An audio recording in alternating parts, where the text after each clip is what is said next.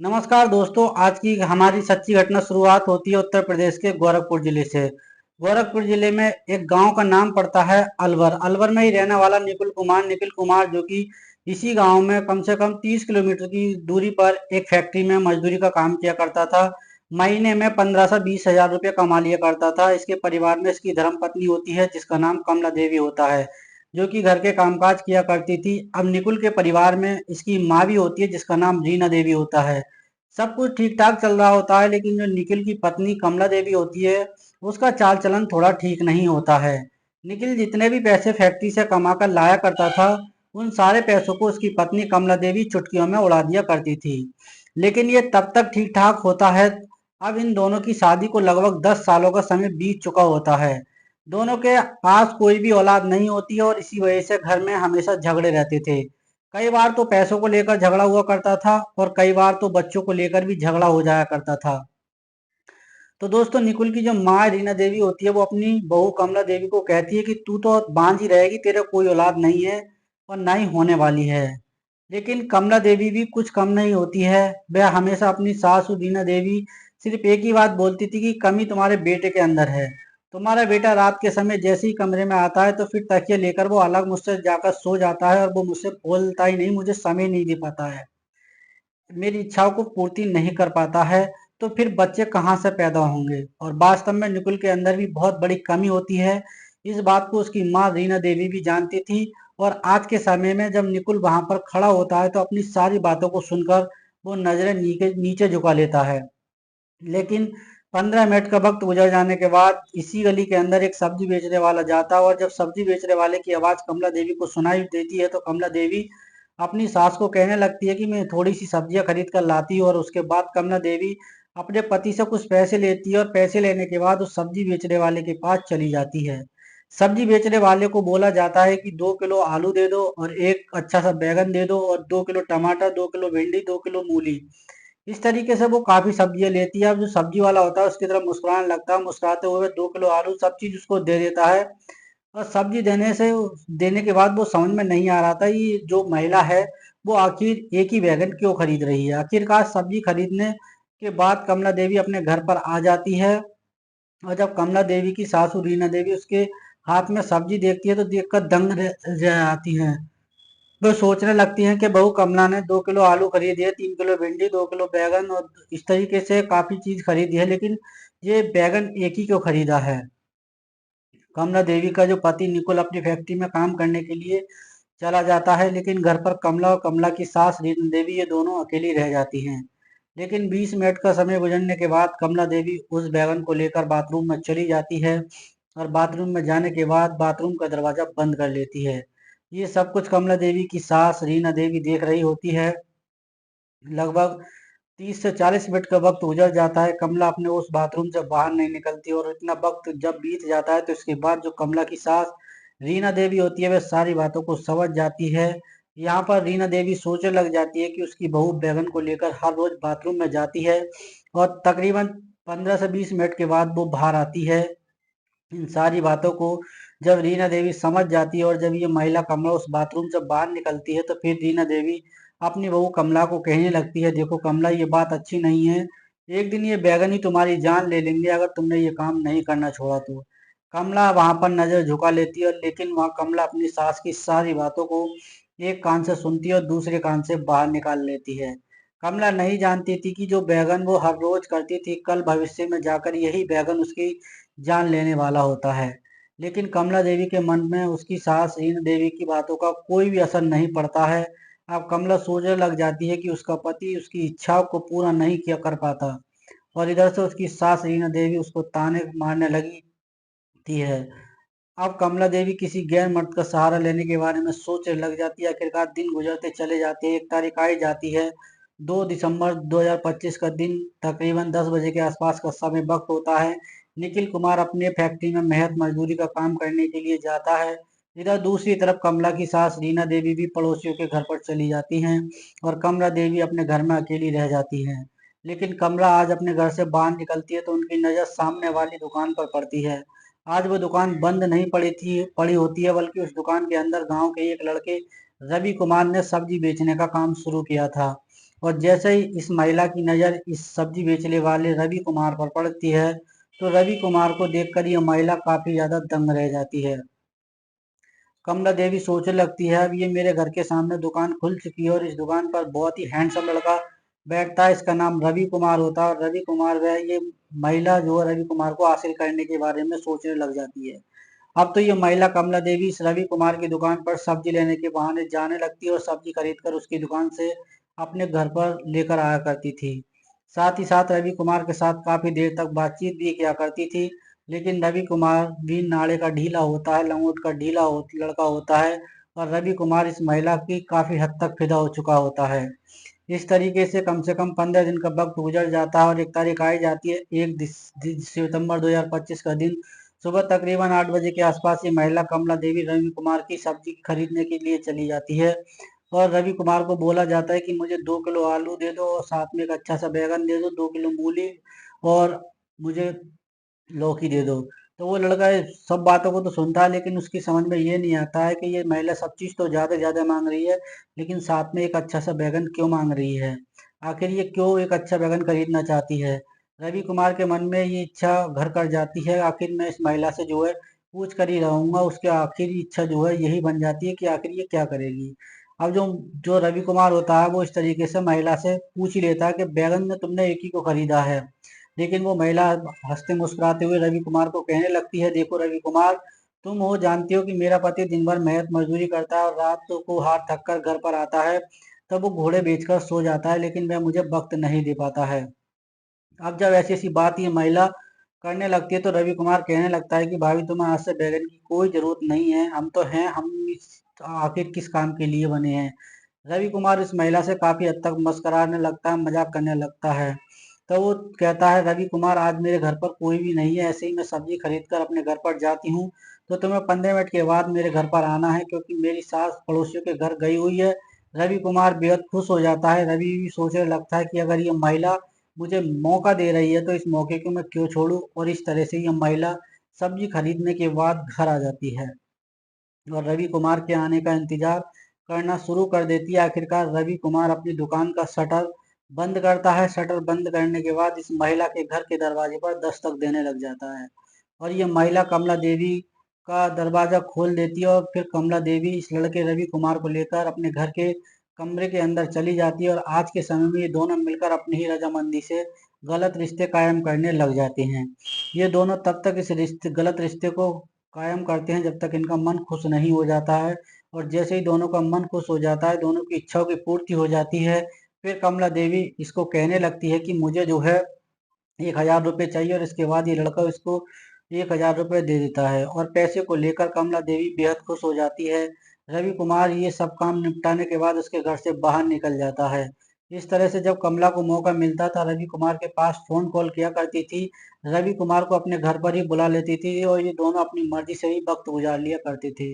अब तो कमला देवी हमेशा खुश रहने लग जाती है, क्योंकि उसे पैसे भी मिला करते थे और सुकून भी। क्योंकि रवि कुमार कुछ पैसे भी दिया करता था, फ्री में सब्जी भी दिया करता था, लेकिन कमला नहीं जानती थी कि भविष्य में आगे चलकर ये सब्जियां, ये बैगन उसकी जान लेने वाला होता है। इस तरह से दिन ब दिन गुजरते चले जाते हैं। आखिरकार एक ऐसी तारीख आ जाती है जिसमें 1 सितंबर 2025 का दिन आता है। सुबह के तकरीबन 1 बजे के आसपास का वक्त होता है। रवि कुमार अपनी दुकान पर लंच करने के लिए बैठा होता है। उसी समय रवि कुमार का एक दोस्त प्रवीण कुमार उसके घर पर आ जाता है। अब दोस्तों मन्नू कुमार रवि कुमार को कहने लगता है कि रवि कुमार, तुम रात दिन दुकान पर काम करते हो, अच्छे खासे पैसे भी कमाते हो, कभी कभी मौज मस्ती भी कर लिया करे करो। अब जैसे ही मौज मस्ती की बात आती है तो ये लड़का रवि कुमार कहने लगता है कि चलो आज बैठकर कहीं अच्छी खासी पार्टी कर लेते हैं। और इसके बाद रवि कुमार अपनी दुकान का शटर बंद करता है और अपने दोस्त मन्नू को लेकर पास ही के एक ठेके पर चला जाता है। ठेके से शराब खरीदते हैं और शराब खरीदने के बाद ये दोनों नदी के किनारे पर बैठ जाते हैं। वहां पर दोनों बैठकर शराब पीने लग जाते हैं। थोड़ी देर के बाद जब दोनों को गहरा नशा हो जाता है, फिर रवि कुमार नशे की हालत में अपने दोस्त मन्नू कुमार को बस सब चीज बताने लगता है कि आज मेरे पास बहुत अच्छा समय है, क्योंकि आज मैं बेहद खुश हूँ। अब मन्नू अपने दोस्त रवि कुमार को कहने लगता है कि ऐसी कौन सी खुशी की बात है जो तुम कर रहे हो। तब ये लड़का कहने लगता है कि हमारी दुकान के ठीक सामने एक निकुल नाम का लड़का रहता है, उसका घर है, उसकी पत्नी जिसका नाम कमला है, मैं उससे मिलता जुलता रहता हूँ। अब जैसी ये बात मन्नू नाम के लड़के को कही जाती है तो मन्नू अपने दोस्त रवि कुमार को कहने लगता है कि तुम तो हर रोज उसके घर पर जाते हो। तो रवि को कहने लगता है कि हाँ, मैं हर रोज उसके घर पर जाता हूँ। मन्नू अपने रवि कुमार दोस्त को कहने लगता है कि मुझे भी उसके पास लेके चलो एक बार, मुझे भी वहां पर दिखा दो कैसा है कैसा नहीं। अब मन्नू कहने लगता है कि पैसे की तुम फिक्र मत करो, पैसे मैं उसे दे सकता हूँ। अब मन्नू अपने दोस्त को ये बात कहता है कि तुम इसी समय उसके पास फोन कॉल करो और अभी उसके घर पर चलते हैं। इसके बाद लड़का जो रवि कुमार उसी समय महिला को कमला देवी के पास फोन कॉल करता है और कहता है कि मेरा एक दोस्त है जिसका नाम मन्नू है, तो तुमसे मिलना चाहता है, बदले में तुम्हें 5,000 रुपये देने के लिए तैयार है। अब ये महिला कमला देवी पैसों की लालच में आ जाती है, पैसों की वशीभूत हो जाती है, तो कहने लगती है कि जल्दी से तुम मेरे घर पर आ जाओ। मेरे घर पर ना तो मेरी सास है और ना ही मेरा पति है। अब जैसे ही दोनों इस बात को सुनते हैं तो बेहद खुश हो जाते हैं। उसी समय जो है मन्नू मोटरसाइकिल उठाता है और साथ में अपने दोस्त रवि कुमार को उस मोटरसाइकिल पर बैठाकर कमला देवी के घर के सामने आ जाता है। घर के दरवाजे पर दस्तक दी जाती है, कमला अपने घर का दरवाजा खोल देती है। कमला इन दोनों लड़कों को देखकर बेहद खुश हो जाती है क्योंकि इनको इनसे पैसे मिलने वाले होते हैं। कमला देवी कहने लगती है कि पहले तुम्हें पैसे देने पड़ेंगे, फिर तुम मेरे घर के अंदर आ सकते हो। वहां पर ये लड़का मन्नू देखते ही देखते अपनी जेब से 5,000 रुपये निकाल कर इस महिला को पकड़ा देता है। महिला पैसे लेकर बेहद खुश हो जाती है। कमला देवी इन दोनों लड़कों को अपने घर के अंदर ले जाती है और मुख्य दरवाजा बंद करने के बाद इन दोनों लड़कों को लेकर अपने कमरे के अंदर चली जाती है। फिर इसके बाद इन दोनों लड़कों के साथ अपने गलत रिश्ते कायम करने लग जाती है ये दोनों लड़के। और ये महिला तब तक गलत काम को करती है, तब तक इनका मन खुश नहीं हो जाता है। और जब इन तीनों के मन को शांति मिल जाती है तो ये फिर महिला कमला देवी इनको कहने लगती है कि तुम हर तीसरे चौथे दिन, 5वें दिन, 10वें दिन यहाँ पर आ सकते हो। मन्नू और उसका दोस्त कहने लगता है कि पैसे की तुम फिक्र मत करो। दोनों दोस्त कमला को कहते हैं कि तुम पैसे मिलते रहेंगे। इसके बाद ये दोनों लड़के इसको कुछ पैसे देते हैं और वहां से निकल जाते हैं। अब ये दोनों लड़के जब भी इन दोनों को मौका मिलता था, समय मिलता था, इस महिला के साथ जो है वक्त गुजारने आते थे और इसको कुछ पैसे देकर चले जाते थे। बड़ी आसानी से इसके घर से चले जाया करते थे और इसी तरह से दिन गुजरते चले जाते हैं।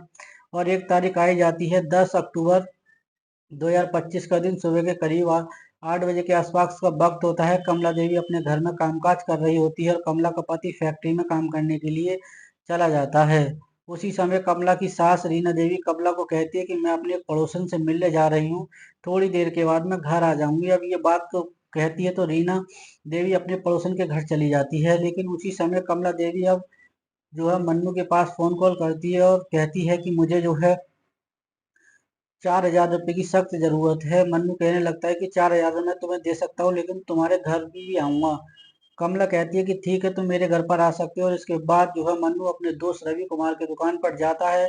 रवि कुमार को कहता है कि चलो आज फिर उस महिला के घर पर चलते हैं। और इस तरीके से रवि कुमार भी अपनी दुकान का शटर बंद करता है और फिर दोनों दोस्त इस महिला के घर के दरवाजे पर आकर दस्तक देने लगते हैं। कमला देवी का दरवाजा खोल देती है क्योंकि कमला को पैसों की जरूरत होती है। और इसके बाद कमला देवी देखती ही दोनों लड़के उसके ठीक सामने खड़े हैं।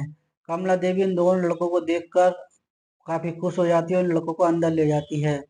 इन तीनों के साथ क्या होने वाला है ये इन्हें कुछ भी नहीं पता होता है। इनके साथ आज बहुत बड़ा कांड होने वाला है, ये इस कांड से अनजान होते हैं। लड़कों के साथ फिर वही गलत काम करना शुरू कर देती है। 20 मिनट का समय गुजरने के बाद अब कमला की जो सास रीना देवी होती है वो अचानक से घर पर आ जाती है। रीना देवी देखती है कि इसके घर के दरवाजे के अंदर से बंद होता है और इसके बाद रीना देवी अपनी बहू कमला की आवाज लगाना शुरू कर देती है। कई मिनटों तक आवाज लगाती रहती है लेकिन घर का दरवाजा नहीं खुलता है। आखिरकार थक हार कर रीना देवी घर के दरवाजे पर जोर जोर से दस्तक देना शुरू कर देती हैं। और इसके बाद अब ये तीनों उस गलत काम को कर रहे होते हैं तो काफी डर जाते हैं। तीनों सहम जाते हैं लेकिन वहां पर कमला देवी हिम्मत दिखाते हुए इन दोनों लड़कों को कहती है कि तुम किसी बात की फिक्र मत करो, सब कुछ मैं संभाल लूंगी। इसके बाद कमला देवी अपने घर का मुख्य दरवाजा बंद कर देती हैं और जो एक दरवाजा खोल देती हैं। इसकी जब उसकी सांस अंदर जाती है तो उसकी आंखें फटी की फटी रह जाती हैं।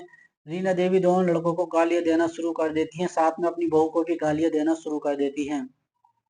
लेकिन मौका पाते ही मन्नू और उसका दोस्त रवि कुमार ये दोनों बड़ी आसानी से इस घर से निकल जाते हैं। लेकिन फिर उसके बाद जो कमला होती है वो मगरमच्छ के आंसू आना शुरू कर देती है। वह अपनी सास रीना देवी के पैरों में गिर जाती है और कहती है कि मेरे पति निकुल को ये बात मत बताना, नहीं तो फिर घर का सर्वनाश हो सकता है। ये तो रीना देवी होती है, इसको अपनी बहू पर तरस आ जाता है। रीना कहने लगती है कि आज के बाद तुम ये काम नहीं करना, अगर तुमने ये काम को दोबारा करने की कोशिश की तो मैं सारी बातें तुम्हारे पति निकुल को बता दूंगी। रीना चाहती थी कि ये डर जाए, लेकिन यह महिला डरने वाली नहीं होती है। रीना इस बात को ही सोचने लग जाती है कि घर की इज्जत है, वह नहीं जानी चाहिए। इस तरह से रीना देवी मान जाती है, लेकिन इसको आखिर चेतावनी देते हुए कहती है कि आज के बाद तुमने ये गलत काम नहीं करना छोड़ा तो मैं देख लेना तुम्हारे पति से तुम्हारी शिकायत कर दूंगी। दोस्तों इस बात को सुनती है तो दूसरे कान से बाहर निकाल देती है, एक कान से सुनती है।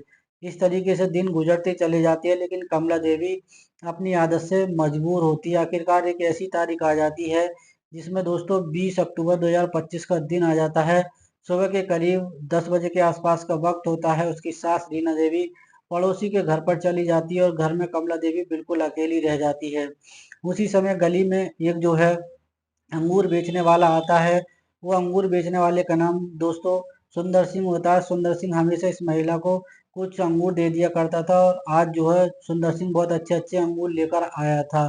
दोस्तों इसके बाद दरवाजे पर दस्तक देता है। जैसे ही घर के दरवाजे पर जो दस्तक देता है तो जो महिला होती है कमला देवी घर का दरवाजा खोल देती है।